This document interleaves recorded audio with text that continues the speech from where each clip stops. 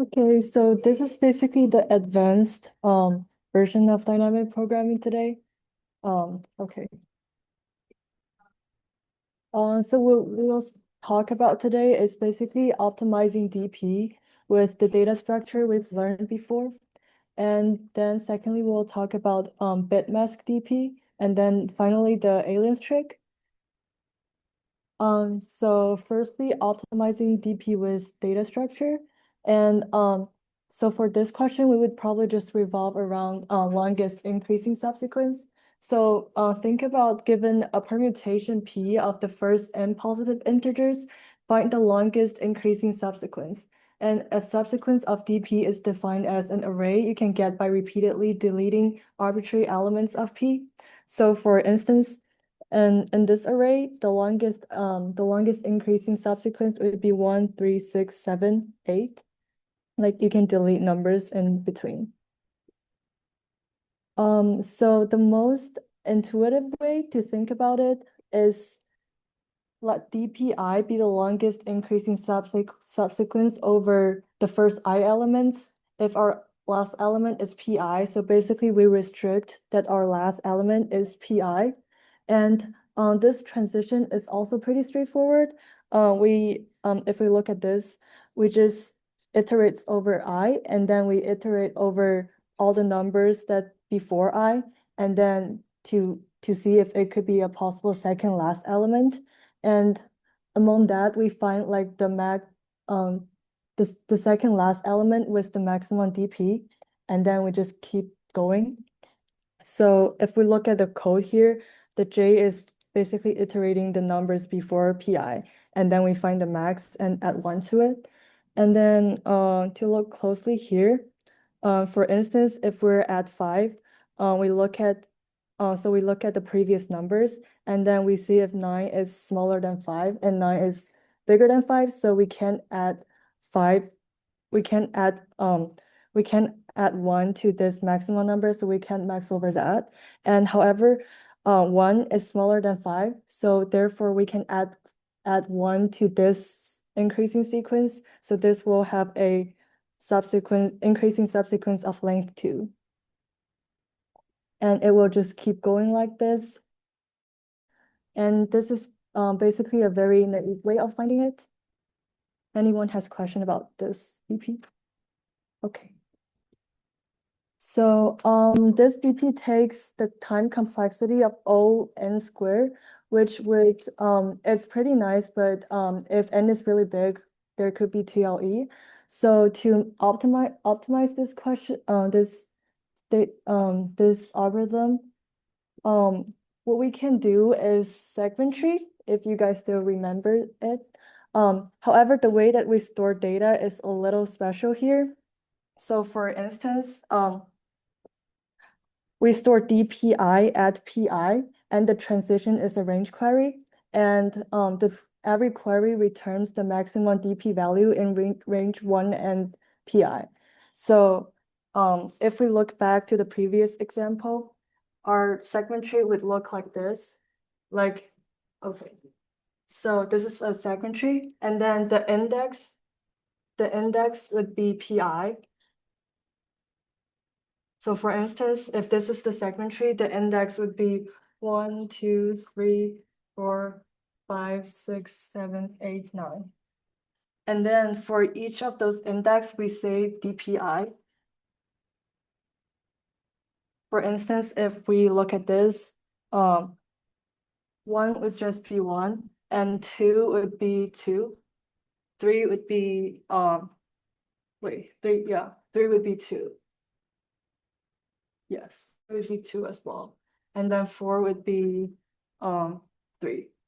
So the way we save it is to help us like kind of optimize this loop, because every time we're trying to find a pj that is smaller than pi, and such pj has the maximum value.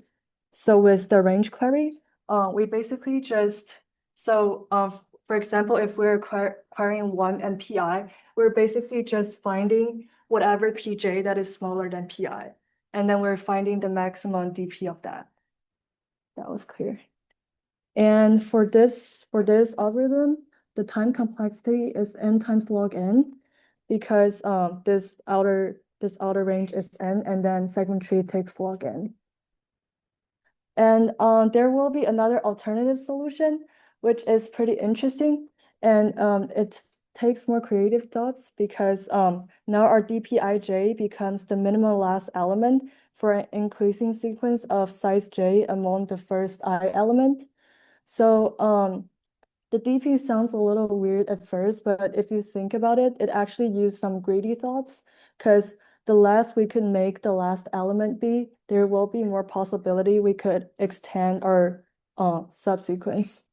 So eventually this DPIJ will ensure us to find like the longest increasing subsequence. Okay. So the transition here is I think to think about transition is very good to look at this column by column. So each column means dpij. And then if we try to like look at the column, we can decide the transition with casework.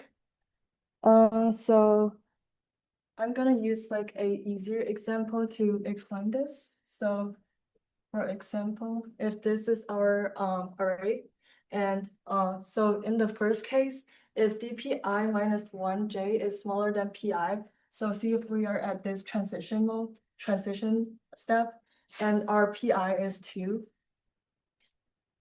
So if pi is smaller than I minus 1j, that means we already have a better answer stored than 2.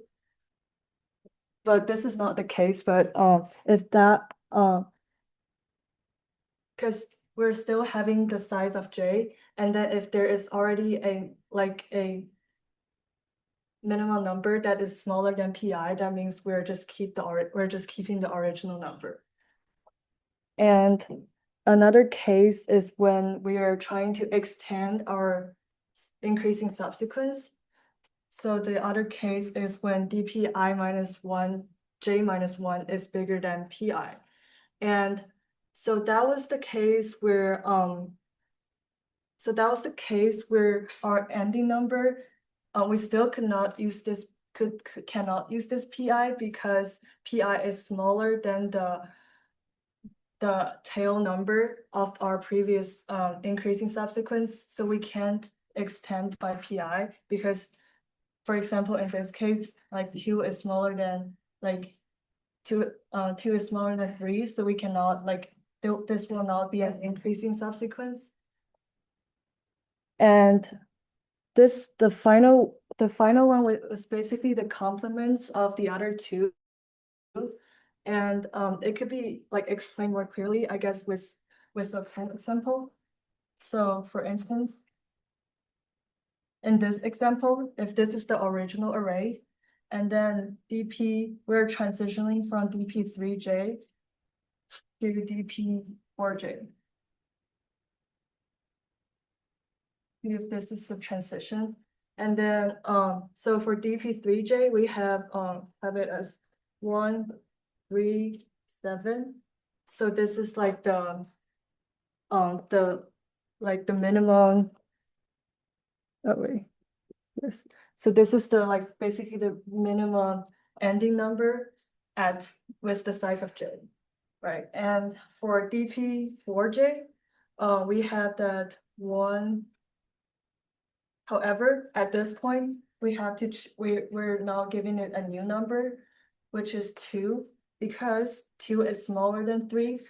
2 is smaller than dpi minus 1j, which means 2 is smaller than 3. And at the same time, 2 is bigger than 1. So 2 is bigger than dpi minus 1j minus 1, if that makes sense. So that's the case. If we satisfy those two criteria, we could replace our dpij with pi. And so the code basically follows exactly from the casework we just did. Okay. And then so if we look at this, this actually also gives the time complexity of O n squared. So we also need to find a way to optimize this. And the way to do it is actually to use binary search. And so the first thing to notice that is that every time we are actually just um, we're actually just using two columns as I just explained. Like we're just using these two columns. So there is no actual need to like memorize like all the rows and columns. So we only need to keep DPJ. And DPJ would be the smallest tail, possible tail of an increasing subsequence so far. And also DPJ is obviously sorted because we kind of restrict that. And the key to do binary search is that we find that okay, so if we look at this table, and then if we look at these two columns, where I is 6 and I is 7. And if we look at this number, in every column we could only change one number because um for instance, over here, we find that 2 could replace 3, and then we just put 2 here. And then the rest would follow what we originally have because because the main reason is that 2 appears after 3. Right. And so given that, we realized every time to find the place to update the number, we're actually just finding the smallest element of dpij I minus 1 that is bigger than pi.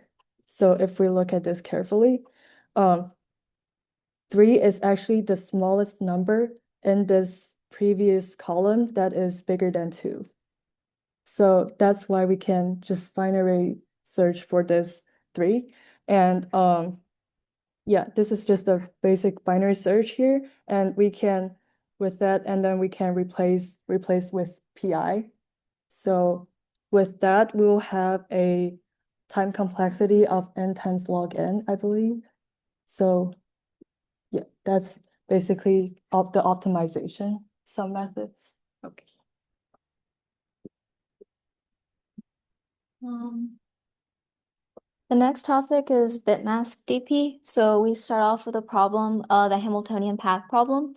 So we're given an undirected, unweighted graph with nodes 1 through n, and a Hamiltonian path basically is a path from node 1 to node n, where each node is visited exactly once. And the problem asks us to count the total number of Hamiltonian paths given an n. So the direct approach would be, or first, I guess each Hamiltonian path is defined by its order because it always starts at 1 and it always ends at n. In this case, it's 9. And so each Hamiltonian path has a unique order compared to the other ones. So that's all we need to count. Um, so yeah, the direct approach would be to just iterate over all possible orders and then check whether or not it's Hamiltonian. But that is definitely not that's definitely not the quickest way to do it.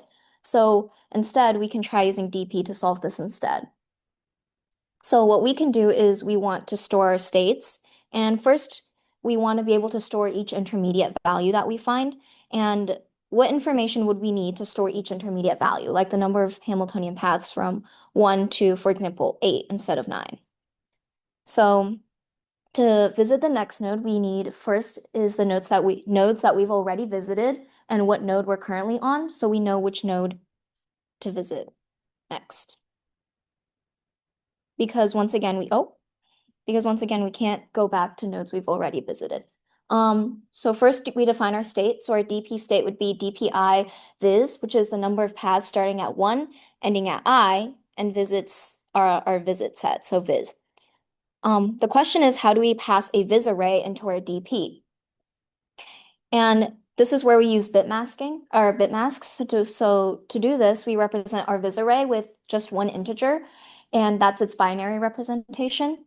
So for example, given nodes 0 through 8, in the binary representation, the number 0 or 1 determines whether or not it's in our visited set already. So in this case, for example, we visited nodes 1, 2, 3, and 6 already, but we have not visited the other nodes. So 1 represents visited, 0 represents not. And so since each integer has its unique binary representation, we're able to represent it this way. Yeah. So is there a reason we're using bit masking for this? And there's a few reasons. One, we can easily pass that as an argument for our array or list. And two, we can manipulate it easier. And how do we manipulate it easier? It's, for example, to get intersections, we can use bitwise and. To get union, we can use bitwise or. And to check whether node I has been visited already, we can do mask bitwise and one left uh sorry, I'm blanking. Oh, yes, one left shift I. I keep forgetting the name, sorry. But does everyone know what bitwise and or are? Does any does anyone not know? Okay. So we can analyze our DP solution for this though. One, we have our state, which is DPI mask, which is the number of ways to reach node I, already visiting the nodes in mask, which is the bit mask version of our visited set. Our base case is DP01 is just one because the number of ways to visit zero from itself is just one. And yeah, for each edge going into I, the last edge could have been that edge. So let's start with analyzing this. Our first step is to write down the base case as per the usual. Yeah, so write our base case. And second, we want to be able to keep track of all possible, we want to store all our states, as mentioned earlier. So we iterate over the all possible masks. So that would be in range 1, left shift n. So that would be from 0 all the way up to 1 left shift n minus 1, which would be 1, 1, 1, 1, 1, n minus 1 times in base 2 notation. So that would be all possible masks, which would be visiting only one versus visiting all of them already. Oh, sorry. And then we iterate over I, which is what our node is, the node we currently are looking for. So all possible nodes is just 0 to n minus 1. We have nodes 0 to n minus 1. So what we first check is mask mask and one left shift I. If it's equal to 0, then I has not been visited already because does everyone know what one left shift I is, by the way? Oh yeah. So basically, I is basically a node, right? So I can be anywhere from 0 to n minus 1. In this case, I guess. But whatever I is, your integer is, it's in binary notation, it's for example, if you give I is like 0, it's just be like it'd be that because this is your I is at your 0th. Does that make sense in base 2? This is in base 2. And if I is 1, for example, it'd just be, does that make sense? Just move it to the left. Yeah. Spot the binary string. Yeah. So you just move it. So that's why it's 1 left shift I, right? So if it's 3, the 1 would be here instead. Okay. So then basically if we use oh sorry. If we use bitwise and we use mask, the bitwise and 1 left shift I, if that's 0, that just means I hasn't been visited because that means in the mask, whatever I that is, this would be 0 in order for this to be true. So in that case, we want to skip the next for loop, but if we, in that case, we want to skip over the next for loop because clearly the mask doesn't contain I, so it doesn't contribute to our DP for I. However, if it is, we would need to loop over all of the neighbors of I. So for A and edges I, where edges is just the neighbors of I, what we do is we add to DPI mask, we just add the possible ways to get to each neighbor. So for example, if you want to get to I, you need to add up all possible ways to get to each neighbor because you need to pass by the neighbors to get to I. So what we do is we take mask uh, bitwise XOR the 1 left shift I. So wait, does everyone know what this does? Okay, I'll explain it a little bit. So basically in your mask, so right now what we know is that I has to be visited because if it wasn't visited, we would have skipped over this for loop already in the previous if statement. So I has to be visited. So in this case, in your mask, for example, let's say I is like 2 or something. So it doesn't matter what these are, but this one has to be 1 because it's visited. Yeah. So that's I, right? I equals 2, sorry. And in this case, so 1 left shift I would just give us, this is also just I equals 2. In this case, in our bitwise OR statement, what this would do is this would return us back our mask, but this would be flipped to 0. So it'd be the same thing, 0, question mark, 0, question mark, question mark. Because when you put 0 and you compare it XOR to any to 1 or 0, it would just return its own number. So if we do 0 XOR 0, that'd still be 0. 0 XOR 1 would still give us 1. So regardless of what these are, we would just keep those the same. But when we do 1 XOR 1, that's when that changes to 0. Does that make sense to everyone? Okay, so that's why we would retain what every other number in our mask and binary notation except for our I index. Yeah, so what that would do is that would flip it because now we can count the number of ways we reach A in a Hamiltonian path without having reached I yet from mask.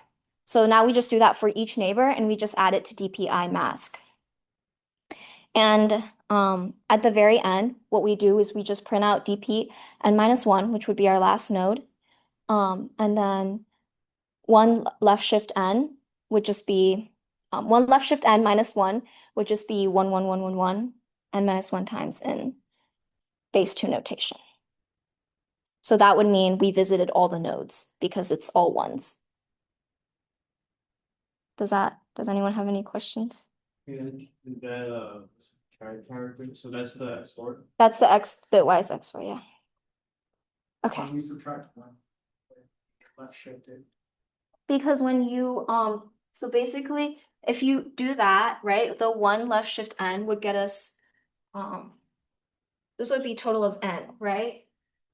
And if we subtract 1, it would be, this is all base 2, by the way. It would be this, or, right? So, and then this would mean, it's all ones. We visited every node but the last one. Yeah. Oh, sorry, there should be n plus 1 if this is n. No, so we visited every node by the, wait. Yeah. Yeah.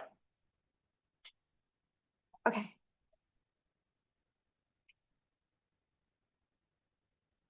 Okay, so now we're gonna take a break from like bits and stuff and go on to something called aliens trick. So this is yet another like optimization on DP. So kind of the canonical problem that you'll see this in is this. So you're given an array of length n and another constraint where you can have at most k disjoint subarrays, and you want to maximize the sum of elements that are contained in the subarray. Wow. So kind of as an example, let's say we had A equals the array 1, 2, 3, like -3, 4, 5, with k equals 2. So to maximize the sum of elements in a subarray, constraints of having at most 2 subarrays, our optimal thing would just be to avoid the negative, since that like decreases the sum and we want to maximize our total sum. So we kind of like choose these two as our two disjoint subarrays, and the total sum of all elements in a subarray is 1 plus 2 plus 3 plus 4 plus 5. What is that? 6, 15. So this would give us like a value of 15. So that would be like the answer for A is this and K is 2. As another example, if K instead were 1, then we can only have one subarray. So like we could either choose this subarray, we could choose this subarray, we could also just choose the whole subarray and like tank the -3. And it turns out that it's just optimal to choose our entire subarray. So if we choose our entire subarray, we got like we got 15 and then -3, so our sum is 12. So that'd be our value of k is 1. So I guess first, does everyone kind of understand what this problem is asking? Yeah. So is it like saying that you're maximizing the sums of all the subarrays that you choose? Yeah, so like the sum of all elements that are in a subarray. Oh. Yeah. Okay, so this problem is a DP problem, and one way to do it is with the O of nk DP. So how we can do this DP is, I won't go into it for too much detail because we'll be optimizing this mainly, but we'll be having the DP state be like index and then like number of subarrays. Wait, first, just to clarify, a subarray is a continuous segment of an array. So like 1, 2, 3 is like a continuous block, that's like a subarray. So our DP will be like for all elements like a j with j less than I. So like we just consider like the first I elements using this many subarrays. Like what is the max sum? I won't spell the transitions because they take a lot of indexing, but basically if we keep track of like the index and the number of subarrays, we have like n indexes and at most k subarrays, so that's O of nk states. So that gives us a O of nk dp. So in the problem that we actually have for this,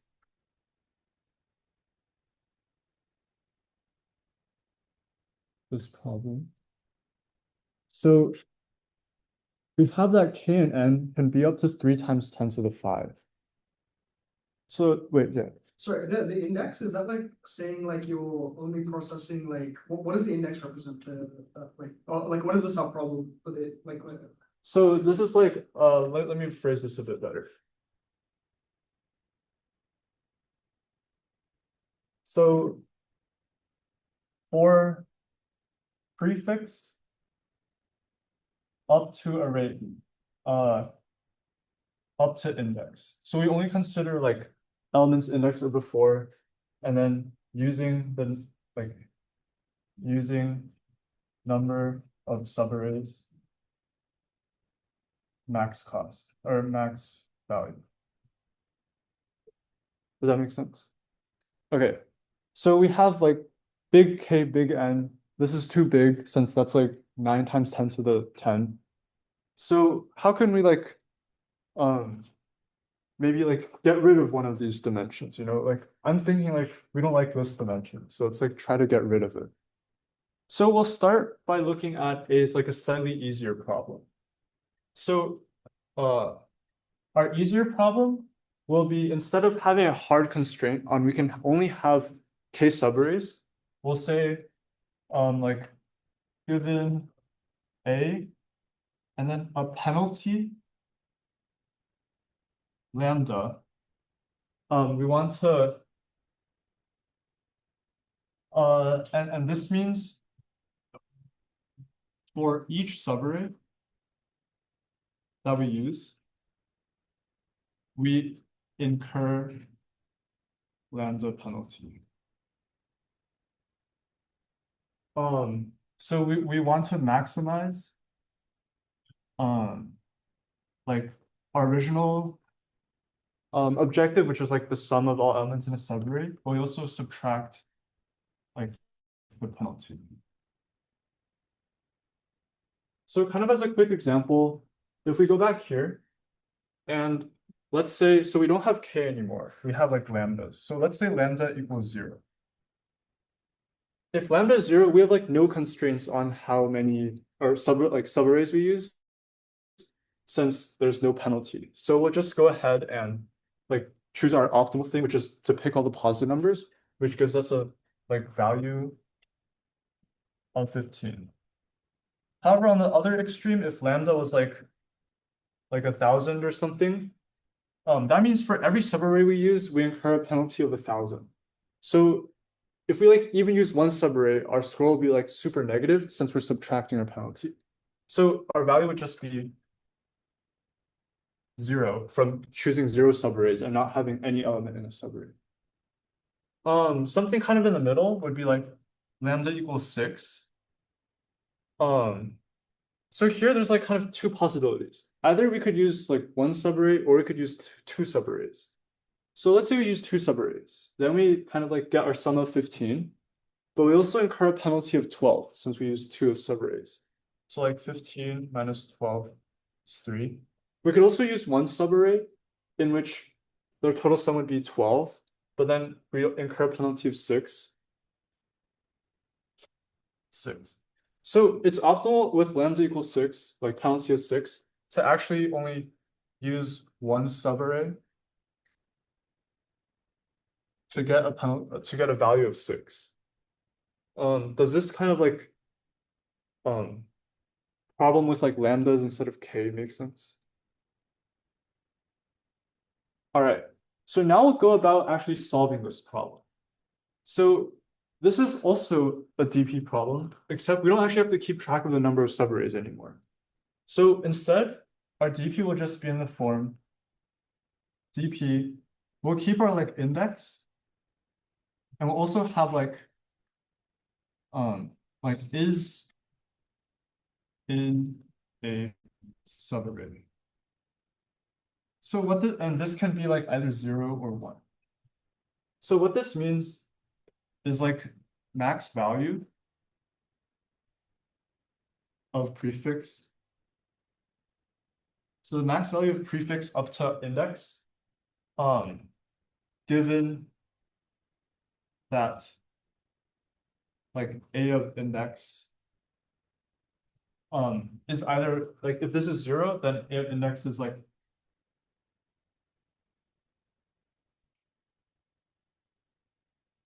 so if this is 0, that means we want a of I to not be in a subarray. And if this is 1, this means that given that a of I is in a subarray. So how we can kind of do it, so this is a O of n states because there's only 2 states for every n, so we have a total of 2 n states. And how you can do transitions is, for example, like dp I 0. So this means you want a of I to not be in a subarray. So we'll take the max of,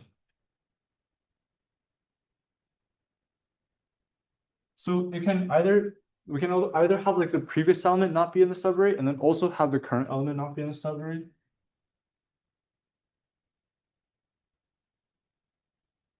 Or we can have the previous element be in a subarray and kind of like end that subarray there and have this current element not be in a subarray. So that's kind of how we transition from a previous element to the current element not being in a subarray.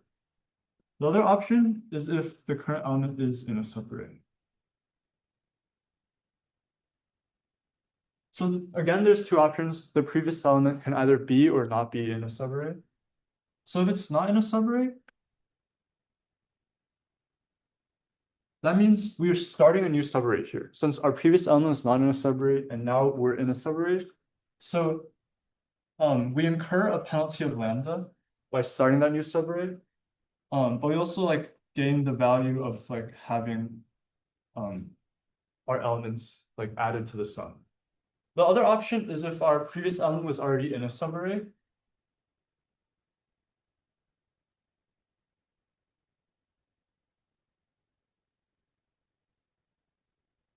And since our previous element was already in a subarray, we add our current element, we're just extending our subarray. So we're not actually starting a new one. So there's no penalty occurring.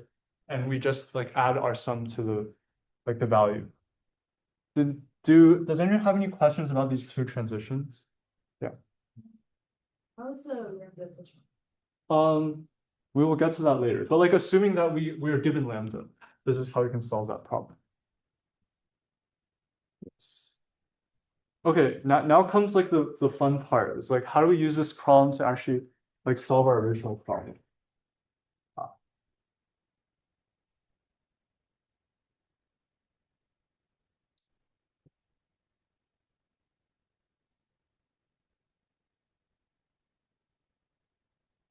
So let's kind of take a detour back to our original problem.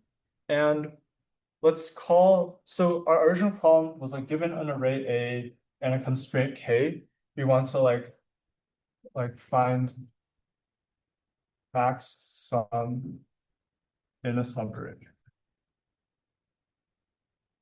And let's call f of k be our like answer for like some k. So like we fix A, like our array is fixed, but like we can plug in a different value of like the constraint for the number of subarrays we can use, and we'll get like a different answer. Like before, for example, if A was that array up there, then f of 1 would be like 12 and like f of 2 would be 15. So that's how we define this f of k function. So one nice property about f of k, which I won't prove since it's surprisingly hard to prove, but f of k is concave. Now, what does that mean? So if we draw an axis here, and on the x-axis we have k varying, and on the y-axis we have like the resulting value of f of k, our graph will look something like this.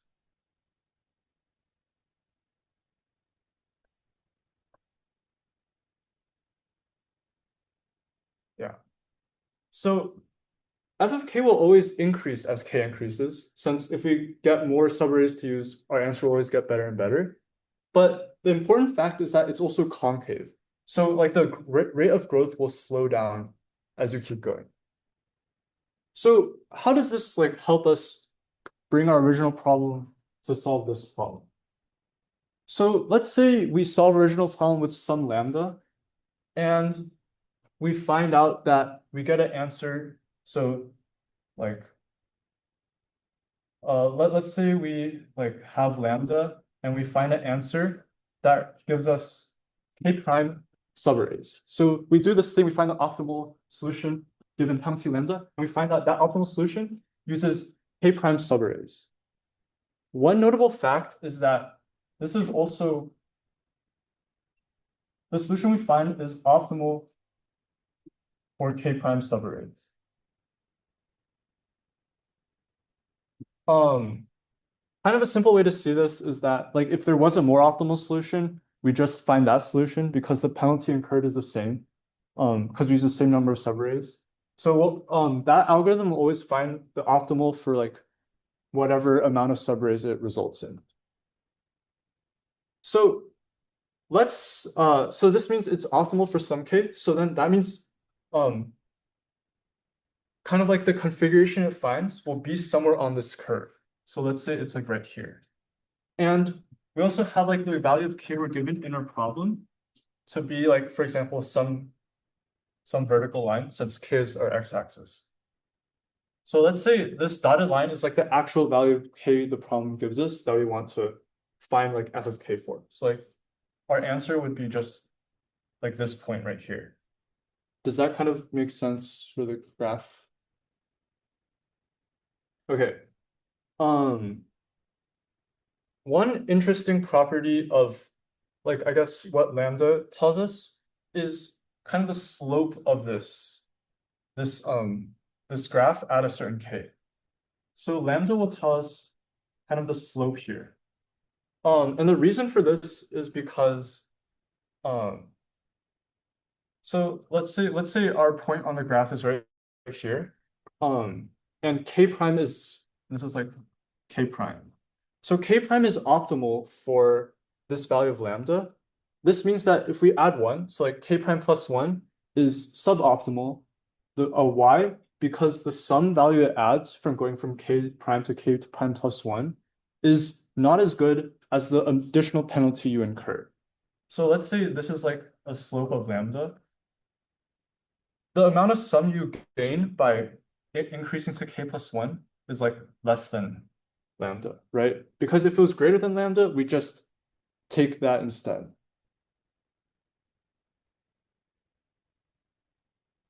Similarly, we don't for k prime minus 1, the reason our optimal solution isn't k prime minus 1 is because our sum will grow faster than the penalty we incur from going to k prime minus 1 to k prime. So our graph looks kind of like this, which means that lambda is like basically tangent to our curve. So it's kind of like the slope right here. So now basically we know that lambda is the slope of our graph here, and we also get like k or k prime. Like we get some k prime. So there's kind of two cases. Like if k prime is greater than k, this means that our like point is like somewhere over here, and our slope here is smaller than it is at k. So this means lambda is too small. Otherwise, like lambda is either like optimal since it could equal k, or it's too big.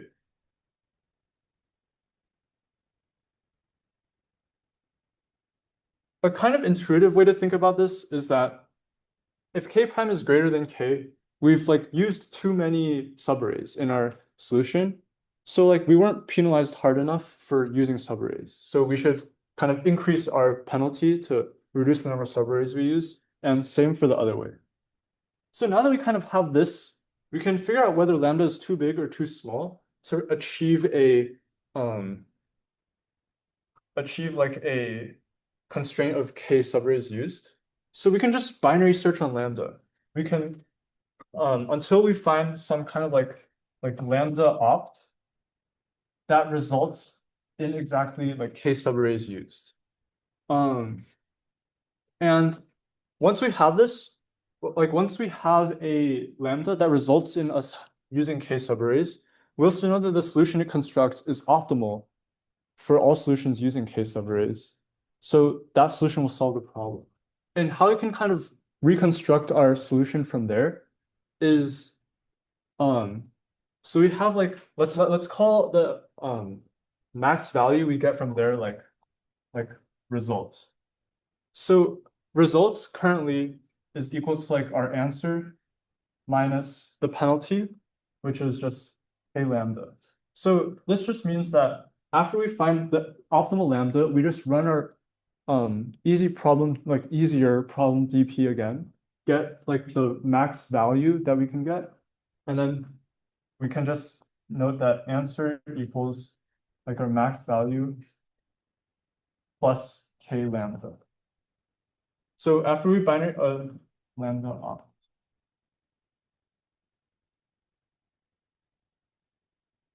So does anyone have any questions on like how we arrived at like transforming either the binary search or how you transform that problem's answer into the original problem's answer? You say the res and the result. Res is like the answer to this problem. So like the max value, which is like sum minus penalty. Yeah. So like my question is like isn't the property that allows you to binary search it just like the fact that it's monotonically increasing versus like concavity? Let's say our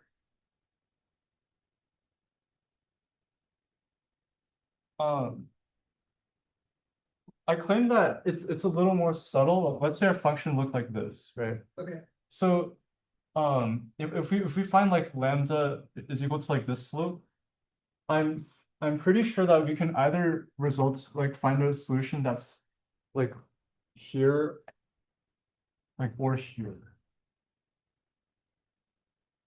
Or I think But maybe like if you're binary searching on lambda, right? yeah, Your binary search on lambda. which is the slope of the Oh, graph. I see. So it does in fact need to be concave for this binary search to work. All right. Any yeah. What's the time complexity? Oh yes. So the time complexity of a DP for our so DP for like that's like we've turned a constraint problem into an optimization problem. So like DP for our optimization problem takes O of n time to run. since it's just like O of one transitions with O of n states. And our binary search, so that kind of depends on like what values of lambda we want. So in this problem, a kind of like a weak bound for what lambda could be is like lambda low is just 0, which is no penalty. And then lambda high is the sum of all values in our array. Since if we incur a penalty higher than that, it's always optimal to just not take anything, since that penalty would always not.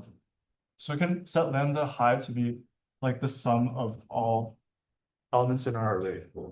And what this results in is a total of O of like n log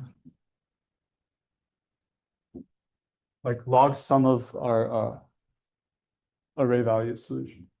And in this case, n is 3e5. Sum of array values can be at most 3e14, like 3e5 times 1e9. So like this is I think in total it's around like 1e7-ish. So it is in fact fast enough. Okay. Any last questions before I quickly live code this? No, okay. So let's, oh, I already, let me delete this. Okay. So we have a problem here. Basically it's just the problem we said with a lot more words. But we start out with like n and k as our input. So, oh yeah, and these are also on the slides. So yeah. So n input equals system.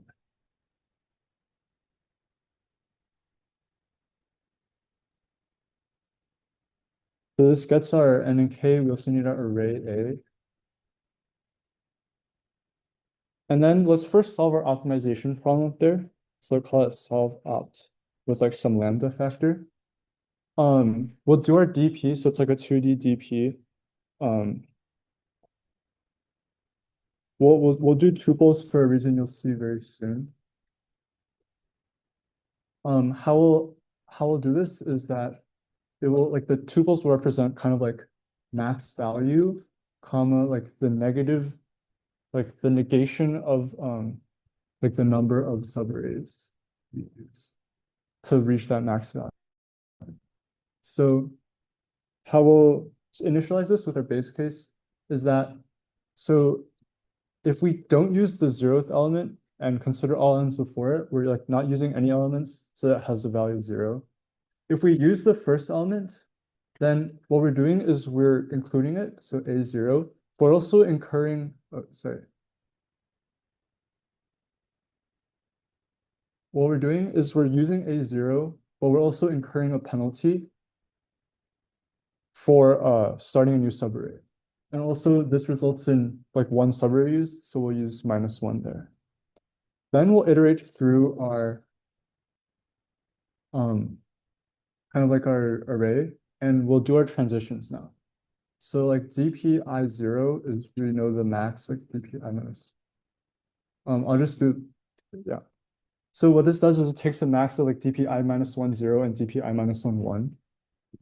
We'll also do dp I1 is the max.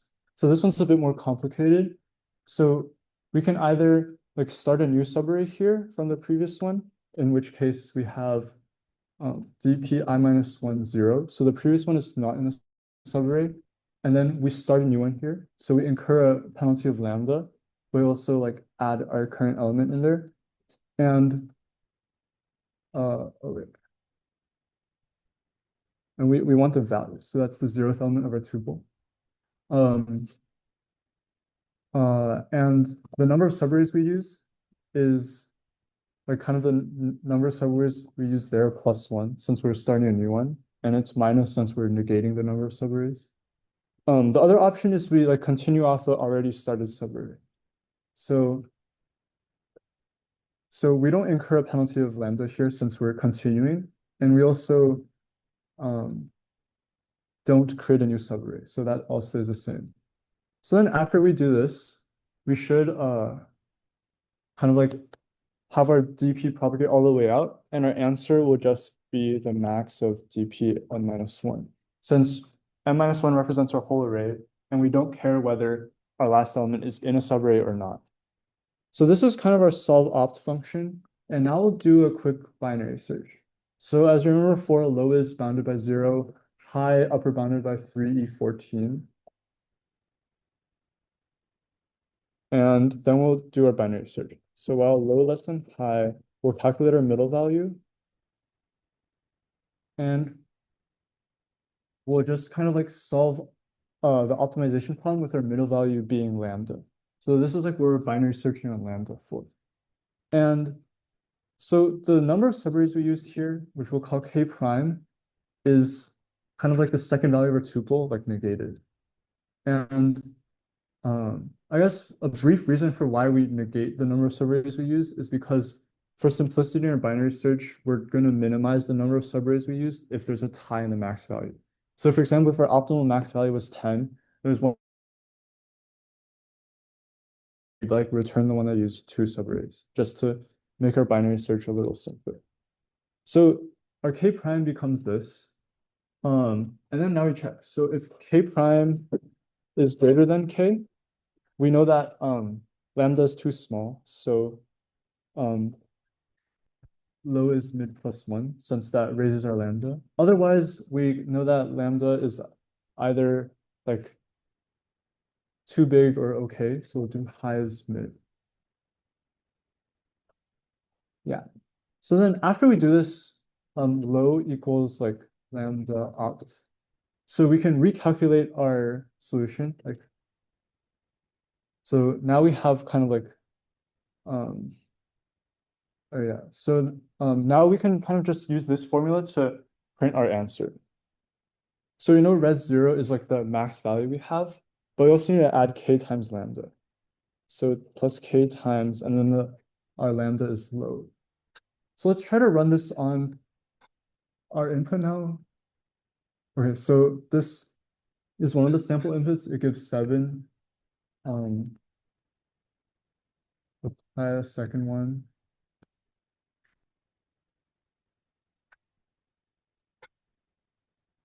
This gives 17, which is correct. And let's try this one. And this gives 0, which is also correct. So before I submit this, let's quickly optimize our DP a little bit. So from last lecture and also this lecture, we learned that a lot of times you can reduce your DP memory. And in this case, since you're only accessing the previous elements, you don't really need to store everything beforehand. So we can just like yoink all of this. And instead of storing like all the past information, we only store like the most immediate previous information. So we'll go ahead and delete all of our indices. So like everywhere we have the index, we just like drop it.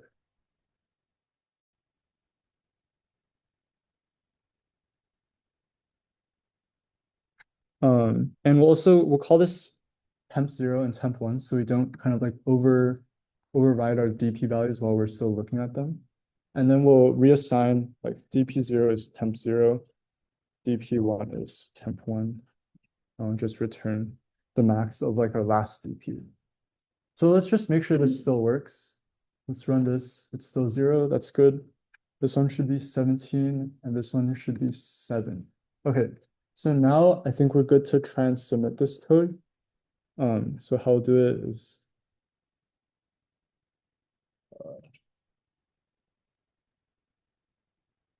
so we'll submit this. While it judges, I guess, does anyone have any questions on how this code works? Either like the binary search, the optimization problem, DP, any of that?